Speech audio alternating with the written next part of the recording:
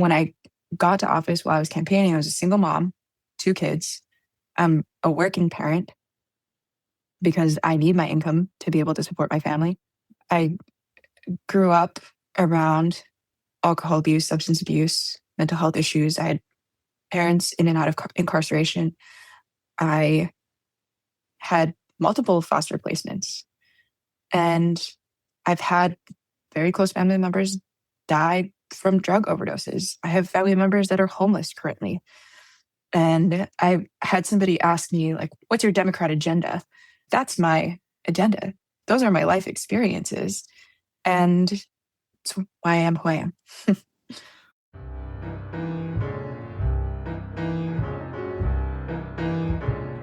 Welcome to the East Anchorage Book Club. I'm your host, Andrew Gray. The purpose of this podcast is to tell the stories of Alaskans of interest and importance. Today, our guest is representative for the northernmost district in the United States, Robyn Frier. Robyn was born and raised in D-Utqiagvik. She served on the North Slope Borough School Board for 4 years, the last 2 as president. In 2024, she ran to represent House District 40 and won, defeating the incumbent Thomas Baker, as well as the former mayor of Kotzebue Saima Chase, who had won the primary. Representative Robyn Frier, welcome to the podcast. Thank you. Happy to be here. For folks who don't know, you got married over the summer and you have a new last name. So you were Representative Robyn Burke, but you're now Representative Robyn Frier. Yeah, got married in September. Super happy. I think I've surprised people a little bit with the name change, but it was something that, I don't know, it wasn't really a hard decision. But it did surprise people. My office staff, I think in particular, they were like, what if people don't realize who's communicating with them? It's first year in my term, and I just figured, why not do it in the middle of my term? I don't think it's that big of a deal to say Robyn Frier instead of Robyn Burke. I'm happy that you're happy, and I love your new name. Thank you. Yeah, so it was funny. I think it's really appropriate, too, that it means to be cold. Google Translate said it means to be cold or to freeze in German. Right. Considering where my district is. I was reviewing for this podcast. I read your Wikipedia page. Your Wikipedia page mentions that your district is the size of Germany and is the northernmost district in America. It does. That came from a Liz Ruskin article. She followed me to Kotzebue while I was campaigning, and that was in the title of her article. You were elected in 2024. Correct. I just reviewed those numbers as well. I forgot that you didn't win the primary. So your race was a suspenseful one because there was an incumbent, Thomas Baker. He had been a Republican who changed his party affiliation to independent. And then you ran against Saima Chase from Kotzebue. She won the primary. You both beat the incumbent Thomas Baker in the primary. So tell us a little bit about your race.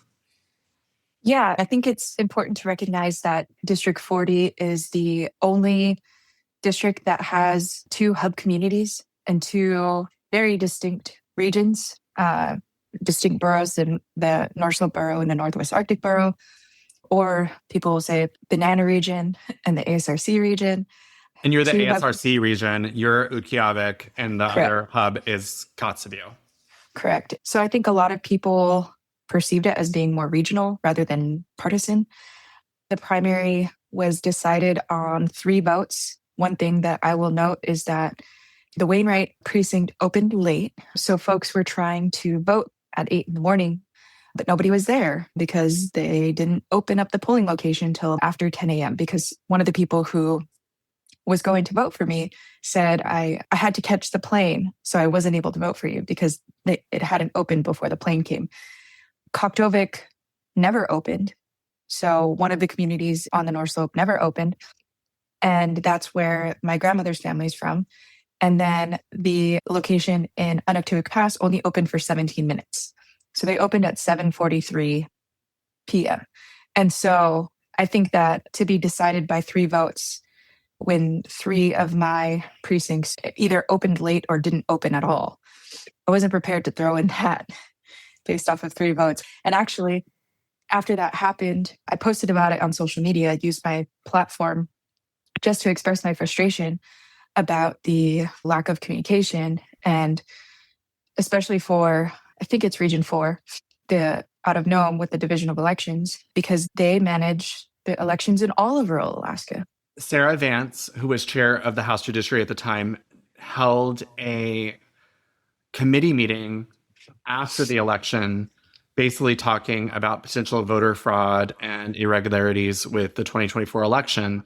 And I was the minority member on the committee, and I brought up your polling locations not opening. I brought up all those kinds of issues because there were issues with the 2024 election. I don't think that those were the ones that maybe other members of the committee wanted to focus on, but that's definitely what I focused on. I remember getting a phone call from you, or you and I were texting back and forth, and I was just telling you all of the issues that happened with my election, starting from the primary, going into the general, issues with the general, not having the ballot materials for folks to go in and vote absentee in person because we don't have the early voting tablets or those kinds of things in rural Alaska.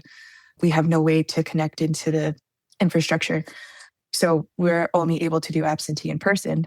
And it was D-Utqiagvik, Kotzebue, Bethel. None of those communities had the ballot materials to be able to vote absentee in person. And it took, I think Bethel got them by Wednesday, and then they arrived in D-Utqiagvik and Kotzebue on Thursday, but I couldn't vote until Friday.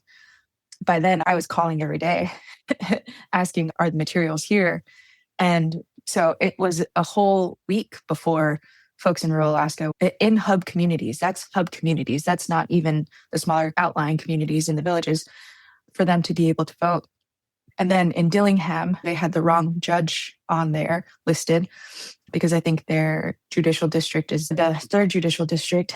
But I had been communicating with the Northernmost Borough and people with Get Out the Native Vote. They were trying to make sure that there were folks in hub communities that were ready to deploy if necessary to be able to open polling locations if for whatever reason they weren't. There were just so many issues. Utkasuk, they didn't report in the numbers before they shipped them out. And so that was, I think, the last precinct to be counted. And that precinct is 60 miles south of D-Utqiagvik. So they just, I don't know, maybe a lack of communication or whatever the issue was. I was interviewed many times after my social media posts about issues with the election. So I was glad to be able to bring those issues to light. Do you have concerns that something similar could happen in 2026? My concern is how the regions are broken up.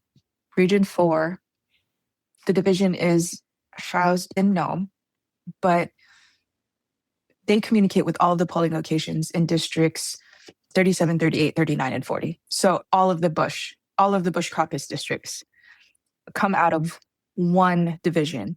There's one division director out of Nome that has to communicate with over 120 polling locations. And some of the things that we heard from folks was that I conducted the election the previous cycle, but I haven't gone through any training. I haven't received any communication. I haven't committed to conducting this election, but the materials are here. They arrived. They're in my name. I'm here, so I'll do it.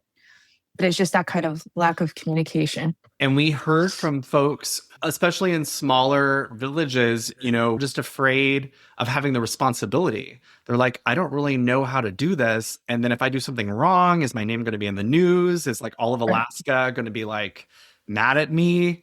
And we heard from Carol Beecher, the director of the Division of Elections, saying that they try really hard to reassure people that, if you're doing your very best, you're not going to get in trouble.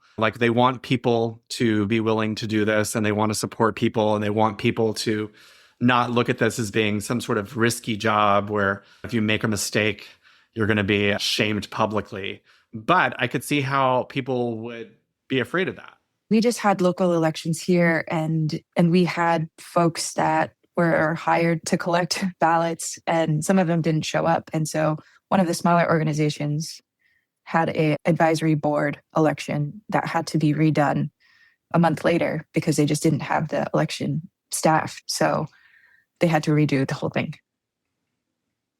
I want to talk more about your experience as a legislator, but let's bounce back.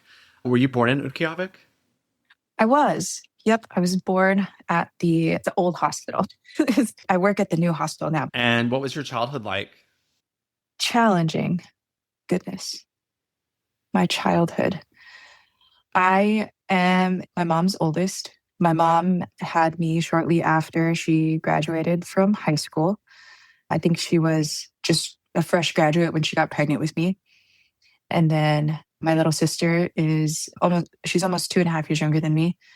My mom and my dad were together until I was maybe 3.5. I guess it's hard to talk about because my first memories, are not happy memories. They are traumatic memories.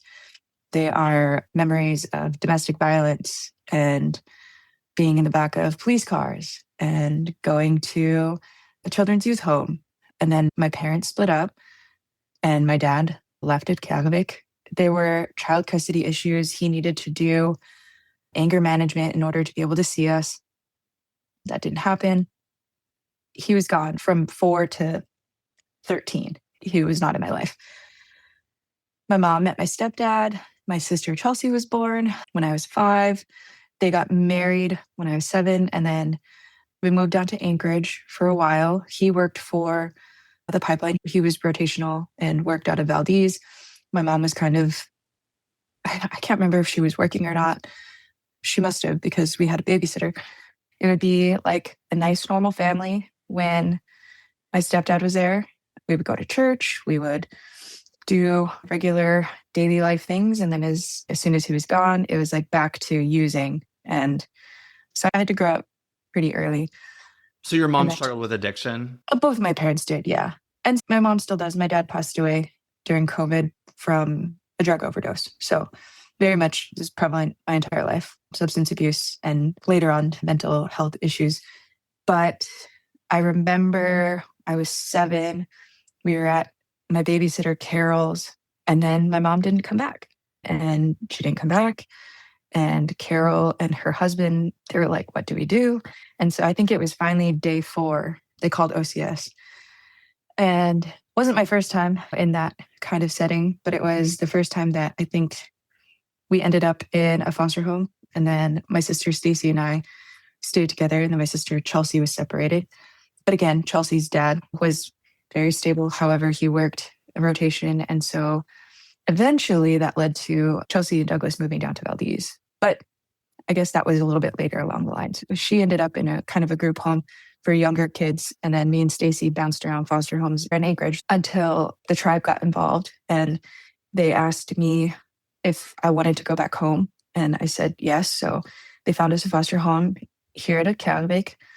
We were there for a couple of weeks and then ended up with family. So our aunt and uncle took us in, and they had daughters that were close to our age. So all 3 of us moved in with my aunt and uncle, and we were there for about 11 months. And then my mom went to a treatment center where she had done, however much time you need in Fairbanks, and then your children can join you. And so then we moved down to Fairbanks, and we lived in the treatment center with my mom, and then we stayed with her as she went into a transition home.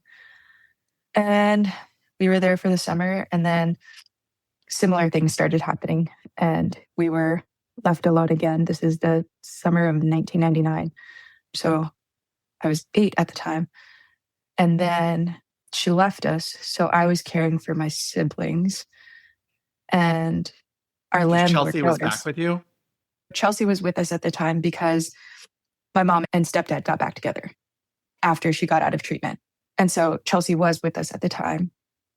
And Douglas was again on a rotation, my stepdad.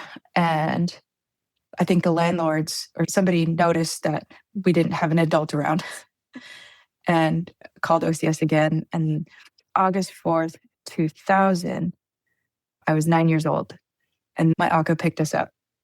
And we moved back to Utqiagvik, and we lived with your her. Grandma. We lived with her from then on. Chelsea, after everything with the state, Chelsea did go and live with her dad in Valdez at that point. But we would go down to Valdez every summer. She would come up. For Christmas, it was always a twice a year type thing that we would get to see Chelsea. But my Akka, yeah, she raised us from that point on. And so you lived with her through high school in... Yeah. Oh, no, you went to Mount Edgecombe. It's in your Yeah. Wikipedia. Sorry. I did. Yeah, I still lived with her. I always came back in the summers and lived with her. But I didn't go to Edgecombe until my sophomore year. Got it. So you spent probably four years with her in D-Utqiagvik. And then how did you decide that you wanted to go to boarding school in Sitka? Oh, my Akka graduated from Mount Edgecombe. My Appa graduated from Mount Edgecombe. My mom attended Mount Edgecombe, and it was... And was your grandmother raised you by herself because your grandparents were divorced, or? Yep, they got divorced in the mid 70s. You had a relationship with your grandfather. He was also around? He didn't move to Utqiagvik until I was an adult. So he lived in Utqiagvik, so 60 miles south. That's where his house was. And we would go and visit in the summer times too, spend a week or two in Utqiagvik with family. And then he lived in Nuuqsut for a while. I think it was probably in my 20s. He moved here more full-time. He was living at the senior center. Gotcha. And did you have any relationship with your birth dad's family? Yeah. So my dad, he was born in Philadelphia, raised on the East Coast. And my grandfather was in the Navy. And he was stationed up here at the Dew Line. And that's how he ended up here. He married my Akka Ethel, who is my Akka's brother's daughter. So she's biologically my aunt on the other side of my family. And my grandpa had brought my dad and my uncle up here, my Uncle Ralph. And so my Uncle Ralph stayed here. He came here in high school and then stayed here, raised his children here. So I've got cousins from the Burke side that are here. And so I always knew them, always spent time with them. I was really close with my cousins growing up. My cousin Eileen is a few years older than me, but she's my favorite cousin in all of the world. I still look up to her so much. So my dad came back when I was 13, and he was again in and out. But I finally got to develop a relationship with him.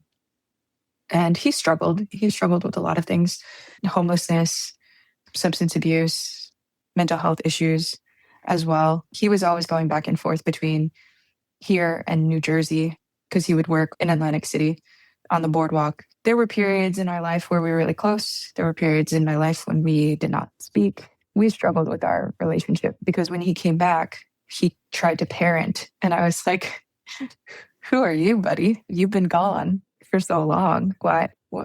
We didn't talk from when I was 16 to 18. And then we got really close, when I was in my early 20s. And I spent a lot of time with him. And he moved in with me. He was living with me for a period. He was interesting.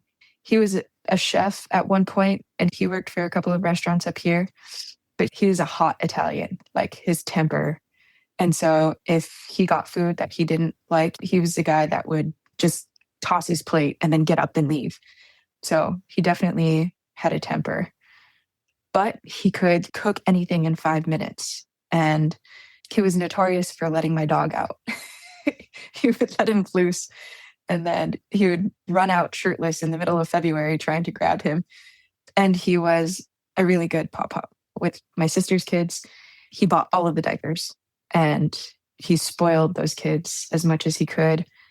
He didn't have a whole lot of time with my kids. He passed away shortly after my daughter was born. But he very much loved being a pop-up. How long ago did he pass away? It was July 2020. Was he in Utqiagvik? No, he was in Atlantic City at the time. So he had saved up all of his money and gone down to Atlantic City. And it was February 2020.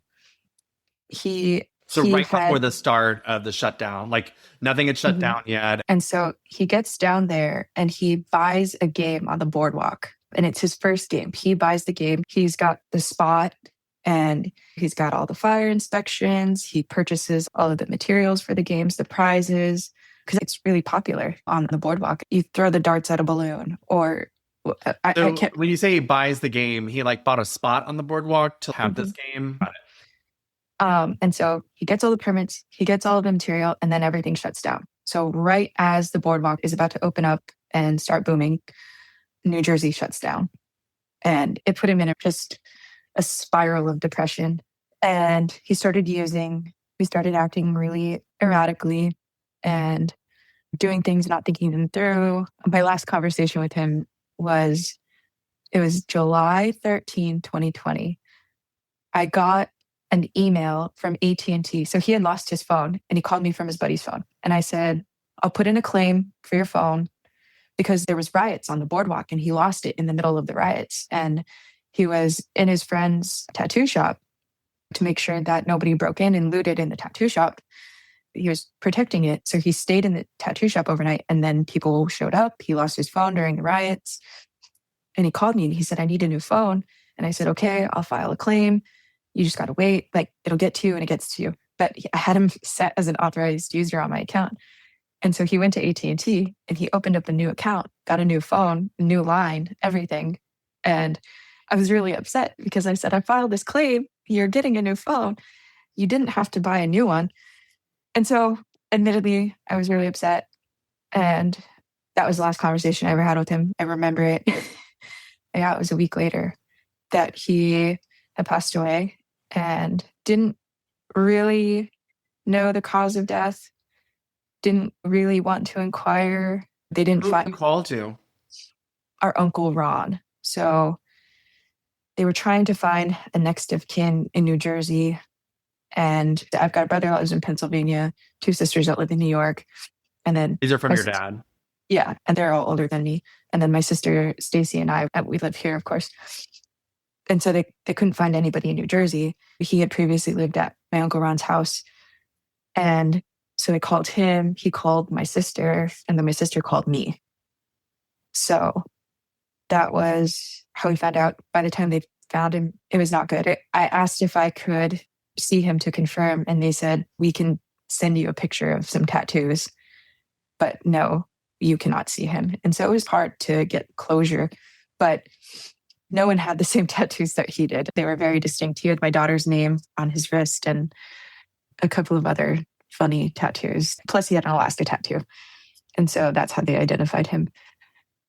Yeah. I'm so sorry, Robyn. So we've had students from the North Slope come and speak to legislators, and they all talk about not having a lot to do, not having a community center. Yeah, I feel like we have less than what we had when I was a kid. When I was a kid, we had a roller rink that was open where we could go and rent rollerblades for $3 or something. We used to have movies every weekend. So the band would host fundraisers and would play a movie and charge admission for folks to get in. Then they couldn't do that anymore. So then they started allowing people in admission free and just charging for snacks. There were playgrounds when I was growing up. We have the main one, the big one that's in the middle of D-Utqiagvik is it's bits and pieces from other playgrounds. They're trying to fix it now. We have a youth center where kids can go and they've got games that are set up, but not a lot of kids go. There was an ice rink, a gym. The gym is still open. There's still an ice rink. I think that it's a struggle all across rural communities in general. It's one of the number one things that's listed on our community needs assessment. I think that maybe at the time when I was a kid, it was easier. The cost of transporting things, there were less restrictions. I think it was just cheaper. It's not until people leave the slope, I think, that they realize how really fortunate that we are. We don't have to pay for trash. We've got dumpsters that are along the side of the road. We don't have to pay for road maintenance. The North Borough takes care of that. We don't have to pay for emergency services. You will never get a bill from the fire department for an ambulance. You will never get a bill from search and rescue for the cost of a medevac. The North Borough very much takes care of its residents. And so it's not until people leave and they're like, I have to pay to get rid of my trash? What? Our region has worked really hard to handle those kind of life, health, and safety type things. We've got flush toilets and running water. That was a priority for folks in our region. But I know like our current city mayor, the youth center is open every day. They do the summer youth program there. There's activities, there's pool tables, there's coloring sheets for kids if they want to color. There's TVs and games that are there, and it's a safe place for kids to go. And our current city mayor, she's working really hard to get these playgrounds installed. So your grandmother had gone to Mount Edgecombe, and so that was like a legacy. But I'm wondering if there were other reasons why that was attractive. Yeah. So I had gone to Answer Camp, Alaska Native Science Wisdom Enrichment Retreat in Sitka when I was 13.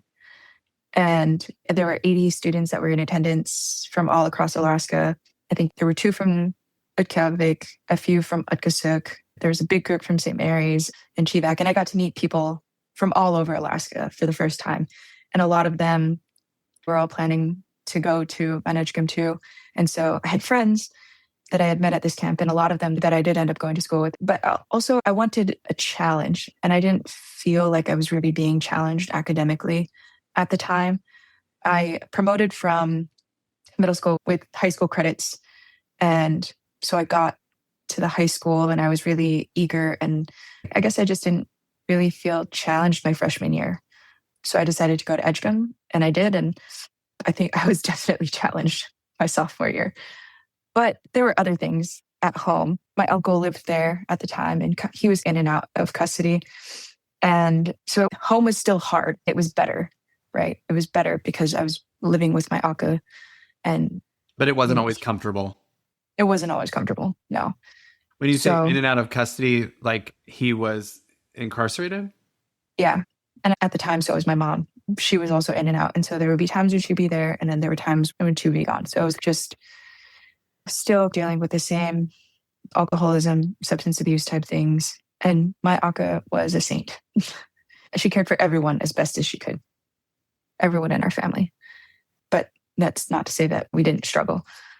But yeah, going to Edgecombe was a little bit of an escape for me too, just to have some structure, go out on my own. Yeah. What did you do after Edgecombe? I came home. So I graduated a semester early from Edgecombe. So I left in December 2008. My mom had just gotten out of jail again after I don't know how many DUIs. But I was really eager to have a relationship with my mom. I wanted to go to college. I didn't really want to struggle and work through college. So I was working.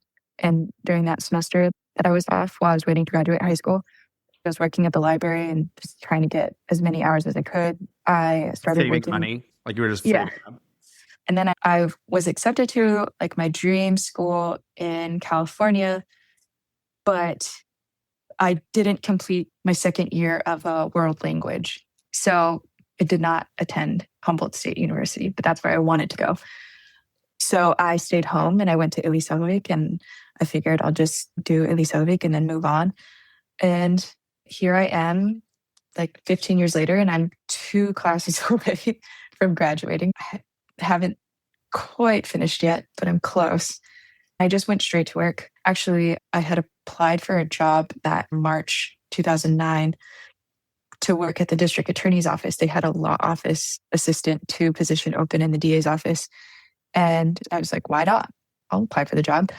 And I went back to Sitka to graduate, came right back. And then the following Monday or something like that, I started working at the district attorney's office. So I was working at the DA's office, part-time at the library. I was taking classes and I was working at a pizzeria. I moved out. I rented a little 1-bedroom apartment and I just did that for a while. Did you ever, because you'd spent a little bit of time in Fairbanks, you'd spent time in Anchorage, was it never a question of moving to a bigger city? I did briefly spend a bit of time in New York as well. So when I was 22, I was in New York for 5 months or so. But that was too big. Way too big. I was very unhappy there. I'm the oldest grandchild. I'm the oldest daughter, the oldest granddaughter. My grandmother raised me. It was very much my responsibility to care for my grandmother. I never wanted to leave because I didn't want to leave her. And she was my person. She and I, we would go out to lunch like 3 times a week. Eventually, after I left the district attorney's office and I was at the school district central office, started working in human resources. And then she moved over to the school district. And so we were working really pretty closely together. And so we were always together. We traveled together. We always took our vacations together. We always took lunch together. She was my person. So I definitely didn't want to leave. And then she got sick. And for a few years, we were just going back and forth between Anchorage and D-Utqiagvik while she was going through her treatments and stuff. And it wasn't until the very end. So we moved into an apartment in Anchorage during her treatments. She was undergoing her last round of chemo and radiation until her body just couldn't withstand it anymore. So we came back home. And that was in 2021. Did you lose her in 2021? I did, yeah. You still feel anchored? Actually, so I still had 2 grandparents, and now I don't. So your grandfather was still there? And then my uncle Ethel, who was married to my grandpa Bob, Ethel Burke, they both passed away. My grandfather, my Appa Joe, died on my birthday, like right after session started. It was like, we were like a week and a half in or something. The morning of my birthday, I got a phone call that he passed away. And so very shortly after, I had to come back home and make all of those arrangements. And then not too long ago, my uncle Ethel passed away. So I lost my last 2 remaining grandparents this year, which was really challenging. When I went down to Juneau, I didn't anticipate the amount of loss. It wasn't even something that crossed my mind that because it was very sudden. He had struggled with health issues, but it wasn't like he had a diagnosis. Right? Yeah. No, it just happened really quick. Didn't anticipate that at all. And the same thing with my Aunt Ethel. She didn't have a terminal illness either. She just had some complications with an infection. So I do feel anchored here because this is my community. This is where I'm from. This is where I've spent all of my life, aside from the few years that I was at Edgecombe or maybe extended traveler. However, this is where my kids' family's from. Yeah. When did you have your children? Both of my children are adopted, actually. My son is going to be 7 in 11 days. And then my daughter will be 6 at the end of December. And yeah, all of their biological family, they all live here. And my sisters live here. My family's here. Our culture is here. Our language is here. My kids attend the immersion school here. And last session, they stayed home while I went to Juneau. And that was a really big struggle for me, being away from my kids. Did you speak Inupiaq with your grandparents? So my Akka was an Inupiaq language teacher. She taught Inupiaq for 41 years. And she's really the reason I ended up on the school board. And she's the reason I ended up education adjacent. I won't say in education because I'm not an educator in any way. But working for the school district and working in the schools, I think was because of her and because of her passion for education. But she spoke to us in Inupiaq and I could understand her. And when I was younger, I could speak. And I was in the immersion program, the original immersion program when I was a kid. And so all of the instruction that I received was in Inupiaq. So I've got a pretty good grasp on it. I can put it together, but it's the grammar that is difficult for me. So I can't just do it off the top of my head. I have to think about it. But the first language I learned to read in was in Inupiaq. And I struggled with English. When I first moved to regular instruction, I very much struggled with English because it had very different sounds. And I missed the lessons on how to spell phonetically because I wasn't in regular instruction when all of my classmates were getting that instruction. So I never learned how to do it. But I think it helped with other areas. My kids are in the immersion program now, and to see them excel and to surpass my level of just Inupiaq fluency, they come home and they correct me. It's really cool. And they're learning with a curriculum that my Aka helped build. They do lessons on the iPad sometimes on a program called Ivalu. And it's her voice that comes out. Like literally her voice. Yeah. And then every day on the radio, you could listen to the Inupiaq word of the day.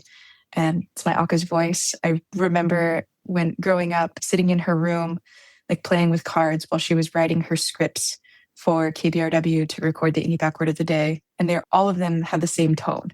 She uses the same words, and the KBRW digitized them. And about the last year or so, started playing the recordings back on the radio. I have my staff come in and listen to the first Inupiaq word of the day at 8 o'clock in the morning. And they write it down, and then they write the meaning and everything. So they have it. If you go into my office, there's a little tiny calendar. And on the calendar, it says the Inupiaq word of the day. I wanted to talk about your decision to run for school board because you're not an educator. And so I'm curious about how that unfolded. Yeah, back in 2010, I started working for the school district in the human resources department and had worked my way up in HR. Then I left. I went to New York, but then I came back, and then I was a benefits manager for the school district. And then I was promoted to the coordinator of HR and benefits before I became the director of human resources. So just incrementally worked my way up in HR. And as the director of HR, I worked really closely with the administration, the board, with budgets and FTEs and just the daily ongoings of schools. And I needed to step away from the school district at one point. We went through a lot of leadership change in a very short period of time. And there were school board members I would go into a school board meeting and I would feel really anxious because I would have to report out to the school board. And it was the same general report, but it was like I was a witness or something in a court. And I would leave and my stomach would be hurting. And I didn't like it anymore. I didn't like my job anymore. That was my dream job. That's all I wanted to do when I was 19 years old. I wanted to be the director of HR. And then I was. And I was pretty young when I got into the It's an role. unusual dream job. My aunt was the HR director. And I thought, if my aunt could become the director of HR, then I could become the director of HR. And it was one of those things that I don't know. I got into HR because I wanted to help people get jobs. You get to a point in HR where it's a little bit more challenging. So I decided to take a step back from the school district. I moved over to the college. I was the executive director of HR for D-Utqiagvik College, the only tribal college in Alaska. And then very shortly afterward, there was a vacancy on the board. Somebody had resigned. And so I decided to put in a letter of interest. And I was very familiar with board policy and just the way that the district ran. And so the board selected me for that seat. And because I filled it midterm, it had to go before a special election if I wanted to stay in that seat. Or there was another seat that was open for a 3-year term. So I decided to, instead of running for the seat that I was appointed to, I ran for the seat that had a 3-year term. And there were 5 of us in that race total. And none of us could reach the threshold in order to win that seat. So it went into a runoff election with me and the incumbent. And then I won in the runoff election. So during the 2020 presidential election was when they had the runoff. And so there were a lot of people that were voting, and I was elected. And then I was the clerk for 2 years. And then the board chose me to be the president my 3rd year. And I ran unopposed in the next term. So that was really nice. Did you feel like your goal was to make it so that people didn't leave school board meetings anxious? I think the dynamic of the board very much changed. While I was the president, any action that went before the board that I had been working on with the superintendent, I don't recall a single no vote. We were very much in alignment. We had our mission and vision, our goals. We were working in a place that everybody really wanted to go towards. Do you have any particular thing that you're proud of from your time on the school board? So while I was on the school board, we developed a foundational statement. And when we were developing this foundational statement, we wanted it to be our mission, but wanted it to be the vision for our people and how we learned and how we traditionally learned. And since forever, we had been translating from English to Inupiaq, but we would have elders on the board, and they used to joke that if this was like in the 70s when all of our meetings were held in Inupiaq, the meetings got done so much faster because you say you say it and you mean it. And so we decided to develop our foundational statement in Inupiaq first and then translated it into English. And it was just much more eloquent. And basically it described from the time that a child becomes aware to all of the different ways that they learn, by seeing, by doing, by example, and until a point where they become a good person. So all of their journey to becoming a good person. And that was the first time that we had any of our forward thinking in Inupiaq first. We restarted the Inupiaq immersion program, and my kids were both students in the Inupiaq immersion program now. And so they received 2,100 minutes a week of Inupiaq. We started our Ilisari Lukta program, so our Grow Your Own Teachers, where we're trying to build capacity. We've increased capacity in Inupiaq language teachers. We worked really hard to try to make Inupiaq compulsory, just recognizing this was a part of like our original vision that the school district is on Inupiaq land and Inupiaq country, and we made Inupiaq compulsory. So in order to graduate, you need those language courses. Those are offered in the schools. And yeah, just moving all of that. I think it's been very well received in the community. The board, they've continued with that forward momentum and continuing those priorities. So do Nome and Kotzebue have Inupiaq language programs? Yes, they both do. Talk about your experience of your first year in Juneau and being an elected leader. I think what surprised me is really when we're campaigning, I feel like everyone is very partisan. And then you get to the building and everyone gets along. And you don't see that side of it from the outside. Outside looking in, you think, oh man, they're definitely not going to get along. I was very nervous about certain members in our body, just being around them. I was like, I don't want to sit next to this person. I don't want to be in committees with this person. I just had heard so many things. And I get there and it's like my best buddies. It's so interesting. It's not partisan at all. Like we're real people down there.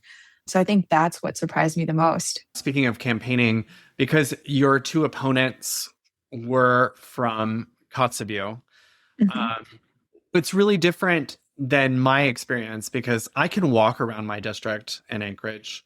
My opponents all live in this small area that I can walk around. And so I think it must be such an unusual experience to have two, as you said, hub communities in the same district and to have the two opponents come from the other hub. Do you feel comfortable in Kotzebue? How do you represent Kotzebue? Yeah. So being on the school board, I had a pretty good and close relationship already with folks in the region who were on the school board for the 4 or so years prior, had worked really closely with the Northwest Arctic Borough School Board to develop legislative priorities. I was on the legislative committee for the North Slope Borough School District. And the North Slope Borough School District encompassed? So our district was from Point Hope to Kotzebue, those 8 communities. And then the Northwest Arctic is based out of Kotzebue. And because it's the 2 school districts within District 40, we always work together to develop our legislative priorities. And even if it was something that wasn't necessarily something that was a priority for us, if it was a priority for them, it was our priority too, so that we could go there with just a joint ask and work together to support each other. So I had already known their board members for quite a while. So you had this experience of having been the president of the North Slope School Board, interacting extensively with the Northwest Arctic Borough School District and collaborating and moving in the same direction. And so you had those connections. On my second year on the North Slope Borough School District, I'd known folks at Association of Alaska School Boards. I had worked with Timmy and Lon because I was the director of HR for the school district prior to being on the school board and worked really closely with the administration. So I already knew folks at AASB. So when I got on the school board and would go to the conferences, they got me to participate in some of the committees. And then they were like, hey, you should run for the AASB board of directors. So I did, and I was appointed to the AASB board of directors. And then the 14 other school board members from across the state that formed the AASP Board of Directors, we got to work with the 51 out of the 53 other districts and got that broader view of where education and advocacy was within the state of Alaska. So I had already been traveling down to Juneau with the legislative committee to advocate for needs with the North Slope and the Northwest Arctic, and then got on AASB, and then came down to advocate at a broader level for all of Alaska and education. And that's where we first met. That's where we first met. It's so interesting having this interview with you because somehow me thinking that you were actually from Kotzebue couldn't have been more wrong. And as you've pointed out many times before, I thought your name was Michelle. I don't know why. It makes no sense. I'm so sorry. But I called you Michelle from Kotzebue for far too long. No, it was hilarious. I'm glad you know who I am now and where I'm from. I do. So when I met you and you were down there for school board business, was it already in your mind that you might run for a seat or? No. So I had gone down. Let's see. I'd gone down in February and we met with legislators, and then the AASB board of directors. So I served as the treasurer, the president-elect, and then the president. And so we brought our kind of executive committee back down to Juneau. And it was the second time that I was being introduced on the floor within a month. Yeah, because it was right before SB 140, right before the override vote. And that was that override vote, just for folks who aren't tracking, that we failed by one vote. It was very close to overriding the governor's veto on education funding, but we failed that time. We ultimately did override the governor's veto this year. Yeah. I had been down in Juneau. I had been speaking with my representative, met with my representative for maybe an hour, and just advocated for folks in our region and begged for this vote. And so I was pretty disappointed. But the second time I was down there and I had just been introduced on the floor, somebody called in at ease, and Representative Fields, he came up to the gallery and he pointed at me and he said, "Hey, can I talk to you?" And I was like, "Oh my goodness, did I do something wrong? Am I in trouble?" And so I went out and I talked with Representative Fields in the hallway, and he encouraged me to run. And I said, "No, I really can't do that. My kids are young. They're in the immersion program at home. I don't think that's something that I can do. Maybe down the line. I really enjoy being on the school board. I really enjoy what we're doing." But that little bug was put in my ear. And then the override vote happened, and my representative voted to sustain the governor's veto. And I was really upset. And so I wrote an op-ed about it, and it was published in the Arctic Sounder and the ADN. And I got a lot of really positive feedback, and people from the North Slope and the Northwest Arctic who were just very appreciative that I said the things that I said. And I took that as, this is something that's really important. And so with the support from both regions, I took the leap and decided to file. And I remember after I pressed file, I took a screenshot and I sent it to Jeff Landfield. And I said something on the lines of, "You're the first to know." And then really tweeted it out. Yeah. And then it was wild. It's been a wild ride. Here we are. If I were to ask one hard question, you did have a difficult childhood. Do you think it informs you as a legislator?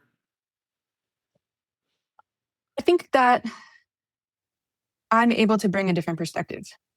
I was talking with legislators from Arkansas during the Energy Council. It's not the first time I had this kind of conversation, but we were all sitting at a table and they said something like, "I suspect one of us is not like the other ones."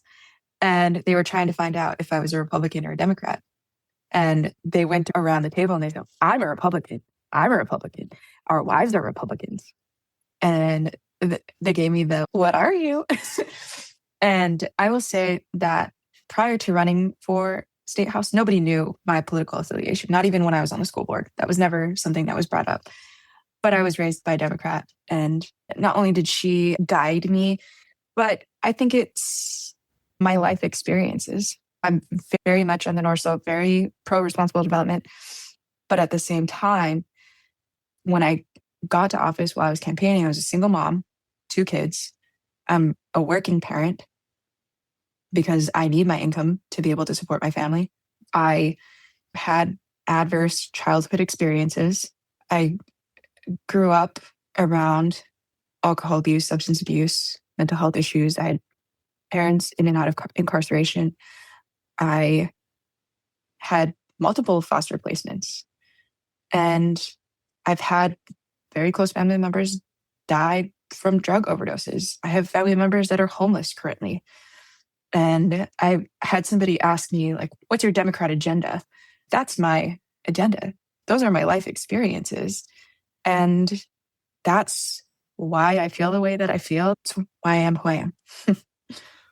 Robyn Frier, thank you so much for being on the show today. Thank you, Andrew. Can't wait to see you soon. Okay, see you soon. Thank you, listeners. If you like what you heard, please subscribe, rate, and review us. To contact me, email rep.andrew.gray@aklike.gov or call 907-269-0123.